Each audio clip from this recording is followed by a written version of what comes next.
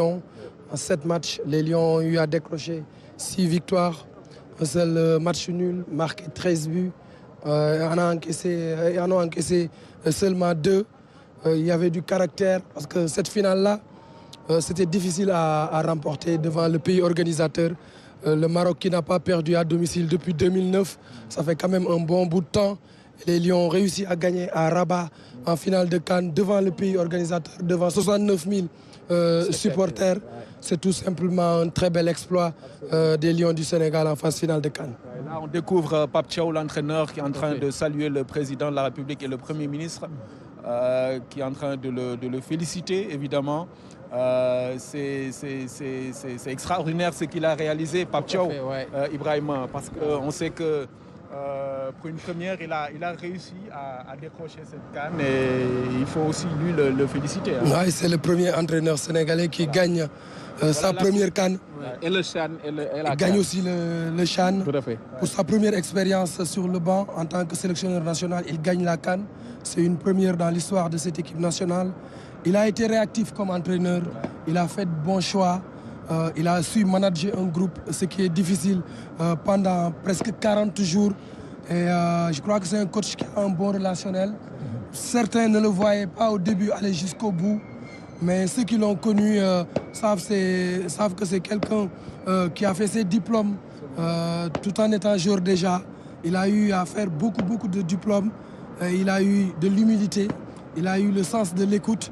Il a eu à faire les bons choix. Et au bout du compte, il est champion d'Afrique. Il faut le féliciter.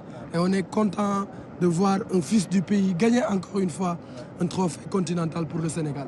Ibrahima, vous avez vu la coupe, hein? Tout à fait, waaw. Coupe bi moom macha allah présenté au président de la République et au Premier ministre. Hein, waaw ñu koy présenté président de la République ak Premier ministre. Ils sont en train de saluer les joueurs bu nekk. Tout à fait permettre tey jii Sénégalais yi kenn ku ne nga gis trophée bi nga xam ni Ibrahima yaa voyagé ak Lions yi yombul woon Sénégal ñëw yëkkati li nga xam ne moo di trophée ci kanamu équipe bu Maroc boo xam ni ñu ngi woon ci coupe du Ouais, match bu Absolument. Et après il est allé rappeler les tous joueurs. ses coéquipiers. ñu ñëwaat ci vestiaire ñu jóge ci vestiaire bi ñëw Edouard Mendy arrêté penalty bi. Et le reste de l'histoire on le connaît, ça se passe de commentaires. Absolument. Vraiment ñu bàyyi la nga dem dallu ndax xam naa ni coono bi bëri na. waaw ñu bàyyi la nga dem dallu vraiment merci beaucoup. Ibrahima qui était chez lui hein, parce que il connaît bien le Maroc. Hein. Ah ouais. Et puis pour la petite histoire, la finale s'est jouée à quelques encablures de ma cité universitaire, là où j'ai passé 4 ans de ma vie à l'occasion de mes études supérieures au Maroc. C'était un retour aux sources, un retour dans ma seconde patrie. Et au bout du compte, je crois que la meilleure équipe a gagné. Et j'encourage l'équipe du Maroc à travailler pour aller chercher un titre à l'avenir. Parce que c'est une équipe qui a du talent. En tout cas, c'était une CAN très particulière pour moi de revenir à Rabat, de retourner à Rabat après 15 ans d'absence. Et ce n'était que du bonheur du début à la fin di sant yàlla bi nga xamee ni Sénégal jël na ndam li à Rabat en terre marocaine. Merci beaucoup. Merci et vous, félicitations encore hein, et félicitations à toute l'équipe la RTS qui était sur place. Voilà, donc les joueurs ñu dafa am solo. Absolument. Joueur bu nekk nga ñëw saafonte ak président saafonte ak premier ministre. ak gouvernement bi bu ko defee ñoom it ñu wax la ressenti bi nga xam ne am nañ ko. Parce que moment yi voilà Nicolas Jackson qui a aussi fait une belle CAN hein. Franchement Mamadou Seck aussi. Oui dafa nekk moment yu am solo parce que dina tax président de la République ku ci ne kenn par kenn mu nuyu la Crépin Diatta moom it ndeysaan plus particulier Crépin ndaxte final bi nga xam bi ñu koy ñàkk bi ñu koy jël 2021 joué wu ko waaw dafa fekkoon mu blessé ba ñëwul absolument bi mu ñëw joué wane njàmbarte ba ñëw ba final mu feebar absolument mu lay wan tamit way terewul mais daanaka voilà jël na coupe d'Afrique te loolu moo am solo mu lay wan ni Pape Thiaw li mu wax ni 28 jours laa yor kenn ku ne mën nga remplacer morom El Hadji Ousseynou Diouf lui aussi très déterminant il est toujours là double ballon d'or moom tamit daf liggéey bu am solo franchement hein, avec le président de la fédération aussi. Tout à fait. Abdoulaye Fall qui est aussi à sa première participation. Babacar Ndiaye président Ligue football professionnel. Absolument ouais. nekk lu am solo ñoom tamit staff bu am solo la dafa naa seen liggéey aussi war nañ ko rafetlu. parce que ñoom daanaka c'est notre confrère là. Bakary Cissé. C'est le président de la commission. mooy président communication mooy président tamit ligue. bu Ziguinchor effectivement. Ouais. Donc un à un, ils sont en train de saluer le président de la République et le Premier ministre, les membres de la délégation, aussi bien les joueurs, le staff technique que le personnel administratif. ñoom ñëpp daanaka ils ont eu tous le mérite de porter l'équipe nationale. Cheikh Seck, l'ancien gardien de but, lui aussi vice-président, qui est en train de saluer les autorités. Lui c'est Fedior, médecin Fedior. Non, Yaya Baldé, c'est Yaya Baldé. Absolument. Léegi ba dem. mu nekkee taxawaay boo xam ne bu amam solo la te yaa ngi gis Edouard taxaw jour yëpp ñu ngi nii taxaw. mu nekk taxawaay boo xam ne bu amam solo la permettre tey ji Sénégal mu indiwaat ñaareelu étoile. Khalilou Fadiga di mooyoon Khalilou Fadiga. Ouais. le gaucher magique le gaucher magique. moom it nekkoon joueur bu am solo. tey mu nekk ci staff bi. lii moo lay woon tey taxawaay bi Mamadou Niang. Mamadou Niang, oui, c'est lui. Mamadou Niang. Ouais. Qui a accompagné l'équipe. Tout à fait. Lui aussi un ancien buteur, un ancien capitaine des Lions. léegi dugal leen ci li nga xam ne. oui non dafa am solo. direction technique bi. permettre leen tey ñuy def liggéey bu am solo Amadou Kane. vice-président aussi. waaw nekk it vice-président. les joueurs sont là. bu am solo la kon joueurs yi ñëw nañu. kontaan tey ñëwaat fii ci Sénégal indi coupe bi donc ñu war leen sargal gis nga Mayacine Mar lui aussi. quelqu'un qui connaît bien le football sénégalais en tant que DTN. Voilà ñu ngi ñëw ba léegi membre délégation bi ñoom ñëpp. Voilà les joueurs les champions d'Afrique ils sont là avec les médailles. Voilà, ça c'est Boulaye Dia, je pense, non? Tout à fait. Boulaye moom moo nekk nii Elimane Ndiaye. Ouais, Cheikh Tidiane Sabali. Ay bravo, bravo. Ils sont. Bravo Ousseynou Niang. Ouais. Chérif Ndiaye. xaw ci wetam. ba tey gars yi ñu ngi wàcc avion bi ba tey. Je disais à quelqu'un que Abdou Aziz, li ñu manqué woon, ça c'est Diatta, Lamine Diatta aussi, l'ancien défenseur. Tout à fait. L'ancien défenseur du Sénégal, qui est aujourd'hui membre du staff technique. Je disais à quelqu'un, Abdou Aziz, que li ñu manqué woon dans le temps mooy vraiment mental bi. moom la ñu am ak joueurs yi. Sadio Mané qui est actuellement en communication moom la ñu am actuellement. Tout à fait. C'est des garçons yoo xamante ni ils jouent sans stress et c'est ça qui fait leur force aujourd'hui. Tout à fait. C'est des jeunes qui sont déterminés et qui n'ont peur de rien, qui peuvent rivaliser avec pratiquement toutes les stars du football au niveau mondial parce que ils jouent dans de grands clubs et ça, c'est ça qui fait aujourd'hui la force de cette équipe qui a gagné, qui a décroché cette Coupe d'Afrique chez le pays organisateur. Ah, ça c'est Aïda Mbodj. Madame Aïda Mbodj. Déléguée générale. Qui était de la partie. Tout à fait. Ouais. Comme pour dire qu'il y a eu beaucoup d'autorités qui se sont déplacées. Et franchement, des Sénégalais de tous bords, ils se sont déplacés en masse au Maroc pour accompagner l'équipe. Et il faut saluer cet élan-là de solidarité et vraiment d'accompagnement de l'équipe. Tout le monde s'est mobilisé derrière les Gaïndés pour les pousser à la victoire finale et c'est ce qui est arrivé. ñu war ko rafetlu Abdou Aziz. Tout à fait mu ngi koy rafetlu bu baax te li ma jaaxal sànq bi ñuy commencé Omar yaa ngi gis ni fii bëriwul woon nit. mais naka la Gaïndé yi wàcc rek fi ne nii moom kenn mënatul téye sa morom. ñëpp tey bëgg a saafoonteeg ñoom kenn ku ne yaa ngi yëkkati sa appareil. xam nga nag ñoom ñëpp dañu bëgg a immortaliser moment yi parce que dafa nekk lu am solo. loo xam ni fekke woon naa Gaïndé yi ba ñuy ñëw indi ñaareel trophée bi nga xam ni moom la ku nekk da nga koy nettali daanaka sa njaboot ak sa famille. daanaka dafa am solo. président ak premier ministre ñu ngi ñëwaat. waaw ni lépp jeex na ci ñu doon wàcc ci avion bi. voilà. Après, je pense que le président a un petit mot à dire au Lion, avant maintenant la cérémonie officielle de demain. Tout à fait. Je pense que ça va être une brève déclaration, je pense. C'est ce qui était prévu dans un premier temps, une première déclaration et après peut-être les retrouver demain à l'occasion de cette cérémonie solennelle devant le peuple sénégalais et toutes les forces vives de la nation pour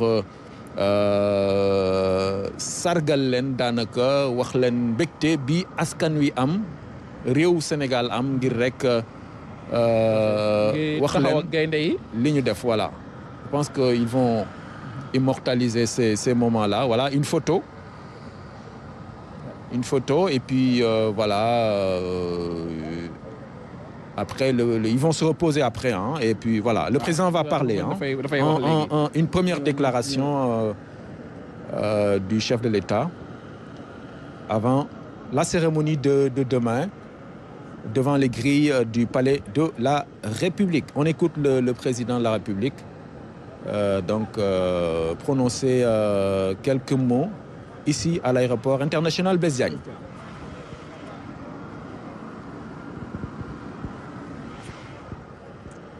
Voilà la dernière mise en place avant la déclaration du chef de l'État qui aura quelques petits mots. Oui. Voilà, Monsieur le Président. Voilà, on va donc écouter le chef de l'État qui va donc parler. Ouais. Voilà. Monsieur le Président, bonsoir. Vous venez les Lions qui reviennent avec cette deuxième étoile. Quels sont à l'endroit de Djambar? Merci beaucoup. Je crois que le premier mot qui correspond au sentiment le mieux partagé par toutes les Sénégalaises et les Sénégalais, c'est fierté. Ils nous ont rendus fiers en tenant la promesse qu'ils nous avaient faite en quittant Dakar. Quand je leur ai remis le drapeau, ils se sont engagés à ramener cette coupe. Et durant toute la compétition, en les regardant jouer, nous avons senti qu'ils avaient cette mission en tête et qu'ils avaient à cœur de ramener cette coupe et de rendre le peuple sénégalais fier. Ils l'ont fait en étant héroïques. Ils l'ont fait en produisant du beau jeu. Ils l'ont fait en étant très fair play. Ils l'ont fait en étant exemplaires sur le terrain et en dehors du terrain. Nous ne pouvons que être fiers d'eux. Ils s'imaginent certainement qu'ils nous ont fait passer par toutes les émotions. Nous leur avions promis, derrière chaque geste, de vibrer avec eux, d'être à leur côté et de les pousser jusqu'à l'exploit qu'ils ont réalisé de la plus belle manière hier à Rabat. Monsieur le Président, ci wolof gaynde yi ñu indi coupe bi yan mooy premier mot yi nga leen wax bien sûr nga leen retrouver demain. bu amee loo xamante ne tey moom la Sénégalais yëpp bokk ci lii ñu gaynde yi andil mooy mbégte ci ni ñu leen gisee ñuy footballé mu wóor ñu ne ñii seen xol ak seen xëtër yëpp def nañ ko ci bëgg nañoo bégal askanu Sénégal te bëgg nañoo wone ne jël ndam li nuñ ko diggee woon andi ko jaral na leen lu ne. moo tax bi ñu leen gisee biir terrain bi pendant ci biir tournoi bi yëpp ñu ànd ceeg xarañte ci mën football ànd ceeg yar ci teewal ñu par rapport au comportement bi nga xamante ne moom lañ doon xaar ci ñoom ci biir terrain bi ak ci biti terrain bi. wane ne tamit ni adversaire bi dëgër dañ koy tër daan ko ndax fi ñu teg seen bët moo tax mu nekkoon ci coupe bii kon nit ñu ko diggee woon defee nañ ko noonu dañu xam ne nag Sénégal yëpp a bég ci ñoom démb kenn mënul toog kenn mënul taxaw kenn mënul def dara li ñu nekk ci biir terrain bi di xeex di def lu ne boobu ñu ngi nekk ci biti di yuuxu di leen puus di tëb di def lu ne pour ñoom ñu gagné kon lii Sénégal moo gagné Sénégal yëpp a gagné wane ne que Sénégal benn la wane ne que gaynde yi taxaw nañu teewal askan wi te deuxième étoile bii ñu andil njukkal rek lañu leen ci ameel te njukkal googu askanu Sénégal nañu leen ko delloo bu mat sëkk incha allah suba bu soobee yàlla. Jërëjëf Monsieur le Président. Merci beaucoup. Voilà, Monsieur le Président de la République qui vient donc d'adresser sa première déclaration au Lion après donc ce retour triomphal fi mu nekk nii nag Abdoul Aziz président de la République daanaka pare na déclaration bi nga xamante ni moom la doon def adressé ko ak Lions yi léegi nag fi mu nekk nii daanaka dafay bàyyi rek Lions yi dem noppalu ji mu retrouver leen demain devant les grilles du palais de la République su ko defee ñu saafonte ak askan wi yegg si foofu ci grille palais ñu def cérémonie solennelle bi nga xamante ni moom la ñu prévoir gannaaw ba Lions yi saafonteeg askan wi ba noppi mu nekk kon lu am solo première déclaration bi la suba kon ñu vivre yeneen moment yoo xamante ni yu am solo la donc ni ñu ko waxee rek. Tout à fait.